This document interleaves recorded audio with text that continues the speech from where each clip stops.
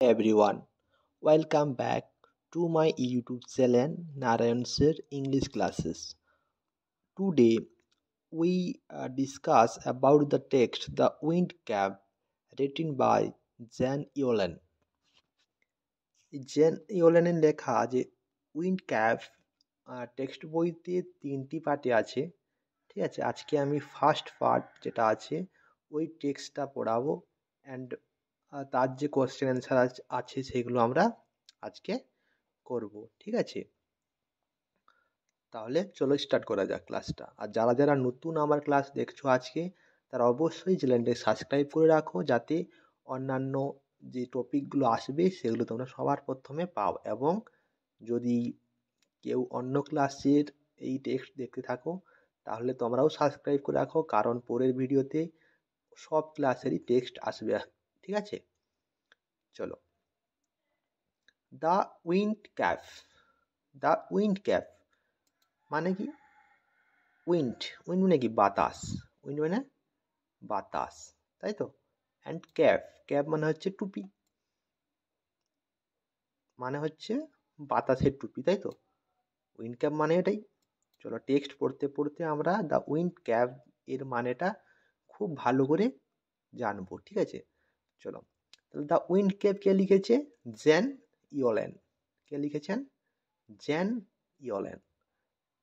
এখন জ্যান ইওলেনের সম্পর্কে একটু জেনে নেওয়া যাক যে তিনি কে, কি, তাই তো। চলো, জ্যান ইয়াট ইওলেন, তার ফুল নাম কি? Jan Hyatt Yolen. তাহলে তার পুরো নাম হচ্ছে Jan Hyatt Yolen. Born in 1939, তার জন্ম হয় 1939 সালে। She is an American author and editor of folklore, fantasy, science fiction and children books. তাহলে তিনি একজন আমেরিকান লেখক। ওকে, তাহলে কথাকার লেখক তিনি, আমেরিকান লেখিকা, তিনি একজন আমেরিকান লেখিকা। তার লেখার যে মূল যে বিষয়গুলো হচ্ছে কি? লোককাহিনী, কল্পনা, বিজ্ঞান, কথা সাহিত্য এবং শিশুদের বই এর সম্পাদনা তার কাজ। ঠিক আছে। She has written over 280 books, the best known of which are the Holocaust novella and the Devil's Arithmetic. The Devil's arithmetic.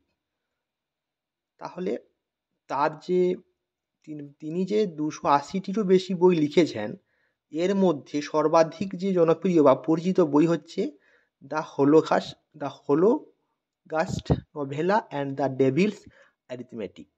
Okay, the present text is an edited version of her popular short story of the same name. তাহলে আমরা যে আজকে টেক্সটটা পড়বো the wind cap, এই যে টেক্সটটা তারই এই কি নামের, অর্থাৎ দ্য উইন্ড ক্যাপ নামের একটা জনপ্রিয় গল্পের থেকে একটা ছোট্ট সংস্করণ। ওকে, বোঝা গেছে। তাহলে জেন ইওলেনের সম্বন্ধেও জানলাম, তিনি একজন আমেরিকার লেখিকা এবং তার অনেকগুলো বই আছে, 280টার বেশি বই আছে, এবং তিনি বিভিন্ন বিখ্যাত বই লিখেছেন। তার থেকে একটা হচ্ছে দ্য উইন্ড ক্যাপ। চলো, টেক্সটটা এখন স্টার্ট করব।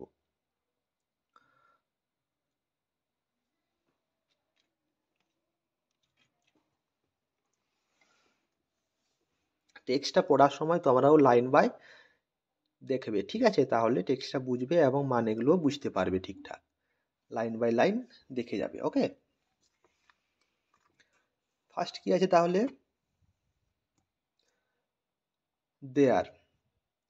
দেয়ার was once a lad who wants to be a sailor, but his mother would not let him go to the sea. তাহলে কি বলছে? There was once a lad. Lad means, lad মানে হচ্ছে বালক। ঠিক আছে, লেট মানে কি বালক, who wanted to be a sailor, যে একজন নাবিক হতে চায়, কিন্তু তার মা তাকে সমুদ্রে যেতে দিতেন না। ঠিক আছে। Child, what do you know of sailing, she would say. তার মা কি বলতেন, না বাছা তুমি জলপথে ভ্রমণ করবে, যে তুমি তার সম্পর্কে কি জানো। ইউ আর এ ফার্মার্স সন, তাহলে তুমি কে, ইউ আর এ ফার্মার্স সন, তুমি হচ্ছ একটা কৃষকের পুত্র, তাই তো, তিনি হচ্ছেন কৃষকের পুত্র। You know the turn of the season and the smell of the soil, but you do not know the C.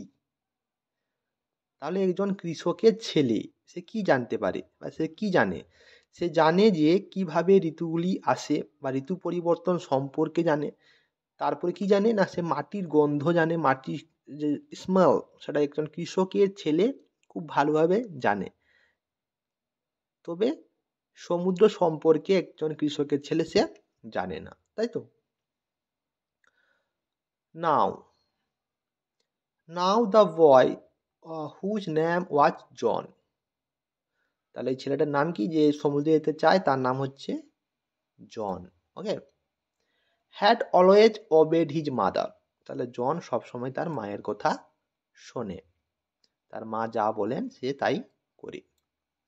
So তাই, he went about his farm work with a heavy heart, but did not again mention the sea. তাহলে বাধ্য ছেলে, মা যা বলেন তাই করে, তাই সে কি করলো, তার ফার্মের কাজে চলে গেল হেভি হার্ট নিয়ে, অর্থাৎ মনে, হেভি হার্ট মানে কি, হেভি হার্ট মানে হচ্ছে মনের মধ্যে দুঃখ নিয়ে। তার একটা আশা ছিল সে সমুদ্রে যাবে, যখন তার মা না বললেন তখন তার মনে কি হবে, দুঃখ হবে, এবং তার হেভি হার্ট অর্থাৎ তার মনের মধ্যে দুঃখ নিয়ে সে তার ফার্মের কাজে চলে গেল, অর্থাৎ তার ফার্মের কাজ করতে শুরু করলো। But did not again mention the sea, সমুদ্রের কথা সে আর কিন্তু বলেনি। ঠিক আছে। ওয়ান ডে, একদিন, he had been walking behind the plough, সে লাঙ্গল করার সময় লাঙ্গলের পিছনে পিছনে সে হাঁটছিল একদিন। ঠিক আছে। হি all he all but ran over a teeny green turtle on a clot of dirt. He all but ran over a teeny green turtle. Turtle means turtle. Turtle means কচ্ছপ। তাহলে সে সমস্ত যে কাদার যে ঢেলা বা ময়লার উপর দিয়ে একটা ছোট্ট সবুজ কচ্ছপের ওপরে চাপা দিয়ে এগিয়ে যাচ্ছিল। যখন লাঙ্গল দিয়ে যাচ্ছে মানে কি মাটি দুদিকে চাপা দিয়ে দিয়ে যায় তো, তাহলে সেই একটা ছোট্ট সবুজ কচ্ছপের ওপরে ওই কাদার যে স্তূপ বা মাটিগুলো চাপা পড়ে যাচ্ছিল। He pick the turtle off, সে যখন কচ্ছপটাকে দেখতে পেল তখন সে কি করলো, ওই টার্টলটাকে তুললো, পিকড আপ। ঠিক আছে, পিক করলো। অ্যান্ড এবং set it on his head, কোথায় রাখলো, তার মাথায়, অন হিজ হেড, হোয়ার যেখানে, he knew it would be safe, তাহলে সে ছেলেটি কি জানে, যে তার মাথায় যদি সে কচ্ছপটা রাখে সেটা হচ্ছে সব থেকে নিরাপদ জায়গা, তাই তো, মাথা। When he was done with ploughing, যখন সে লাঙ্গল শেষ করলো, লাঙ্গল করা, John pluck the turtle from his head, তাহলে জন কি করলো, তার মাথা থেকে কচ্ছপটাকে নামিয়ে আনলো। প্লাগ মানে কি বলতো, নামিয়ে আনা। ঠিক আছে, কোনো কিছু থেকে উপর থেকে কোনো জিনিসকে নিচে নামিয়ে আনাকে বলা হচ্ছে প্লাগড। নামিয়ে এনে কোথায় রাখলো সে, না টু হিজ আটার surprise he found that it had turned into a teeny green fairy man that stood upon his plum and boat. তাহলে সে কি দেখলো? টু হিজ আটার সারপ্রাইজ মানে সে অবাক হয়ে গেল দেখে। কি দেখলো না, ওই গ্রিন যে টার্টল ছিল ওটা একটা ফেয়ারিম্যান, অর্থাৎ একটা ক্ষুদ্র মানুষ পরী রূপে রূপান্তরিত হয়েছে এবং সেটি তার হাতের তালুতে দাঁড়িয়ে আছে। ঠিক আছে, তাহলে সে মাথায় যখন রেখেছিল তখন কি ছিল? একটা গ্রিন টার্টল, ছোট কচ্ছপ ছিল। যখন সে মাথা থেকে নামাচ্ছে, তার হাতের মধ্যে আনছে, সে কি দেখছে? ওটা একটা মানুষরূপী পরী হয়ে গেছে। বোঝা গেছে? আই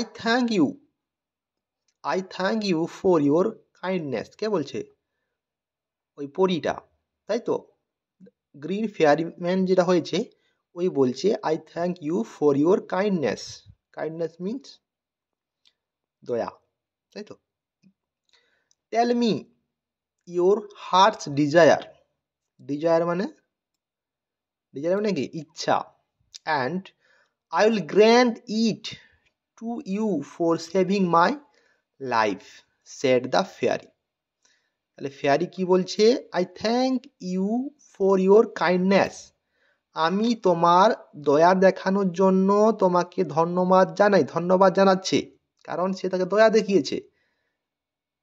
তারপরে কি বলছে না, তোমার হৃদয়ের আকাঙ্ক্ষা, ডিজায়ার, আকাঙ্ক্ষা বা ইচ্ছা যা আছে, আমি আমার জীবন বাঁচানোর জন্য তোমাকে এটি প্রদান করব। অর্থাৎ সে কি বলছে? যে তুমি আমার জীবন বাঁচিয়েছ, এখন তুমি বলো যে তোমার হৃদয়ের মধ্যে বা তোমার মনের মধ্যে কি আশা আছে যেটা তুমি পূরণ করতে পারোনি, সেটা আমাকে বলো। আমি সেই তোমার ইচ্ছা, আশাটাকে আমি পূরণ করে দেব, কারণ তুমি আমার জীবন বাঁচিয়েছ। বোঝা গেছে? John bowed back but said nothing. তাহলে জন চুপ করে, মাথা নিচু করে কিছু বলল না, কারণ সে, তার মা তাকে বলেছে যে তুমি সমুদ্রের সম্পর্কে কিছু জানো না, তাই তুমি সমুদ্রে যাবে না। বাধ্য ছিলে, মনে যত আশা থাকুক, কিন্তু সে কিছু বলল না, মাথা নিচু করে দাঁড়িয়ে আছে। ঠিক আছে। Although his heart yearned to go out to the sea, he did not express his wish. যদিও his heart yearned means had strong desire, খুব যেটা ইচ্ছা থাকে, অনেক ইচ্ছা, আমি যাব সেখানে, আমার মনের মধ্যে যে অনেক ইচ্ছা থাকবে, বা ইচ্ছাটাকে বলা হচ্ছে yearned। ওকে, তার মনের মধ্যে অনেক ইচ্ছা আছে যে সমুদ্রে যাবে, কিন্তু সে কিন্তু তার যে ইচ্ছাটাকে সে কিন্তু বলতে পারছে না, এক্সপ্রেস করতে পারছে না। The green fairy man could read a heart easily, so he sad, I see you wish to go sailing. তাহলে কি বলছে? গ্রিন ফেয়ারি ম্যান যে পরীটা ছিল, সে কিন্তু খুব সহজেই তার মনের কথা পড়তে পারলো। ঠিক আছে, যে তার মনে কি চলছে সে জানতে পারলো। তাই সে কি বলছে? যে তুমি সমুদ্রে যাত্রা করতে চাও, আমি এটা তোমার হৃদয়ে পড়তে পারলাম। John's face answered for him. জনের যে মুখমণ্ডল তার জন্য জবাব, তার এই কোশ্চেনটা জবাব দিল, অর্থাৎ সে চায়। তার মুখটা দেখে বোঝা গেল যে সে যেতে চায়, এবং সে পরীটা বুঝতে পেরেছিল। ঠিক আছে, এটা ফার্স্ট পার্ট। এই টেক্সটটা দ্য উইন্ড ক্যাফের ফার্স্ট পার্ট এটা। চলো আজকে তাহলে ফার্স্ট পার্টটা পড়লাম, এখন কিছু শব্দ দেখবো এবং যে কোশ্চেনগুলো আছে তার অ্যান্সার করব। ঠিক আছে, চলো। ওয়ার্ড নেক্সটে কি আছে দেখো? মেনশন। মেনশন, মেনশন করা মানে কি? Right or speak about without giving much information. Clot means lump of earth or clay. Plucked, to remove from a place or position, অর্থাৎ কোনো পজিশন থেকে কাউকে নামিয়ে আনা, অর্থাৎ উপর থেকে নিচে নামিয়ে আনা। yearned had a strong desire. yearned means had a strong desire. Okay, চলো নেক্সট অ্যাক্টিভিটি 1। অ্যাক্টিভিটি 1 এ আছে অ্যাক্টিভিটি 1 করব এখন, ঠিক আছে। টেক্সটটা তোমরা অবশ্যই বুঝেছো, তাহলে আপনি করতে পারবে টেক্সট যে এমসিকিউ গুলো, ঠিক আছে। চলো তাও করা যাক। টিক দ্য কারেক্ট অল্টারনেটিভ, তাহলে যেটা ঠিক হবে সেটাতে টিক মারো। ওকে, ফার্স্ট কোশ্চেন কি আছে? The lad had wanted to be a doctor, sportsman or sailor? কি হবে? The lad had wanted to be কি হতে চায় লেড, ওই বালকটা? ডক্টর না স্পোর্টসম্যান না সেলর? তাহলে কি পড়লাম আমরা? সে একজন সেলর হতে চায়, ঠিক আছে। Next 2 number. Mother told the lad that he knew the smell of the, মা তাকে কি বললেন? সে কিসের গন্ধ সম্পর্কে জানে? সোয়েল, ফুড না ফ্লাওয়ার্স? সোয়েলের সম্পর্কে জানে, কারণ সে একজন ফার্মার সন, চাষির ঘরের ছেলে। তাহলে সে কি জানে? সোয়েলসের গন্ধ। ওকে, তাহলে কি হবে অ্যান্সার এখানে? সোয়েল।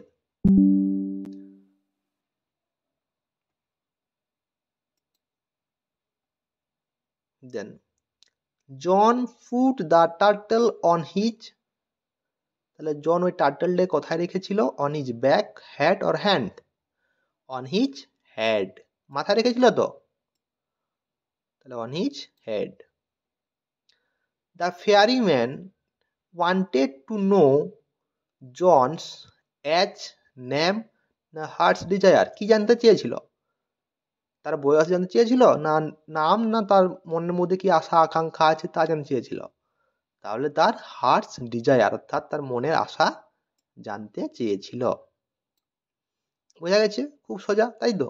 যে টেক্সটটা মন দিয়ে শুনে থাকো আর একদম করে যাবে পরপর। এখন অ্যাক্টিভিটি 2 করব। অ্যাক্টিভিটি 2 তে কি আছে? Rearrange the following sentences in the correct order and put the number in the given boxes. অর্থাৎ এই যে 6টা সেন্টেন্স আছে, এগুলো অ্যারেঞ্জ করতে হবে, রিঅ্যারেঞ্জ করতে হবে, ঠিক আছে। কোনটা ফার্স্ট হবে, কোনটা সেকেন্ড হবে, অ্যান্ড কোনটা থার্ড হবে, এরকম করে পরপর করতে হবে, ঠিক আছে। আগে চলো পড়ে নিই। John meet the tiny green turtle, তাহলে জন ওই গ্রিন টার্টলের সাথে সাক্ষাৎ করলো। Mother said John was a farmer son. The turtle changed to the tiny green fairyman. John plucked the turtle from his head. John did not express his wish. John brought back. তাহলে কোনটা আগে হবে এখানে? কোন সেন্টেন্সটা আগে হবে? কোনটা? মা আগে বলেছিলেন, মা এটা হবে আগে হবে না তো? Mother SAT John was a farmer সন, এটা মা বলেছিলেন আগে, তাহলে ফার্স্ট সেন্টেন্স এটা হবে। তাহলে এটা হবে 1 নম্বর, 1 এ। ওকে, ফার্স্ট হবে এটা। তারপরে কোনটা হবে? John meet the tiny green turtle, তাহলে John meet the tiny green turtle, এটা কত হবে? 2 নাম্বার। ওকে, 3 নাম্বার কোনটা হবে বলো? John pluck the turtle from his head, তাহলে 3 নম্বর কোনটা হবে? এইটা, 3। ওকে, 4 নম্বর কোনটা হবে? না the turtle change to the tiny green fairy man, এটা হবে 4 নম্বর।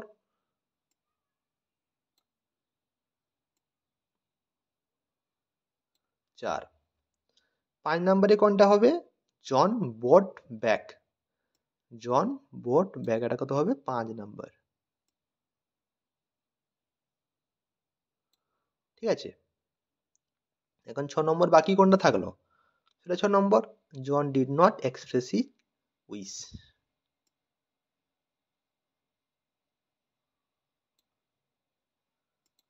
এটা হয়ে গেল। তাহলে এক কোনটা হলো? এটা এক,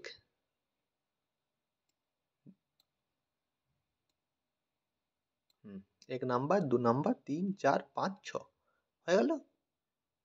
চলো এখন আছে অ্যাক্টিভিটি 3 তে কি বলেছে, অ্যানসার দ্য ফ্লোয়িং কোশ্চেন। এই যে কোশ্চেনটা এখানে দিয়েছে তার অ্যান্সার করতে হবে আমাদের। কি বলেছে, why why do you think John thought that the turtle would be safe on his head. তাহলে জন কেন তার মাথাটাকে মাথায় কচ্ছপটা রাখতে সব থেকে নিরাপদ মনে করেছিল, কেন? এর অ্যান্সার কি হবে? কেন সে সেফ মনে করেছিল সেখানে রাখতে? তাহলে এর অ্যান্সার হবে,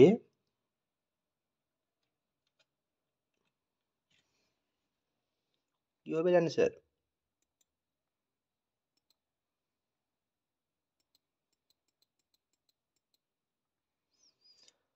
জন thought the turtle would be safe on his head because, কারণ কি, he was afraid the turtle might get trampled by the plough while working in the field.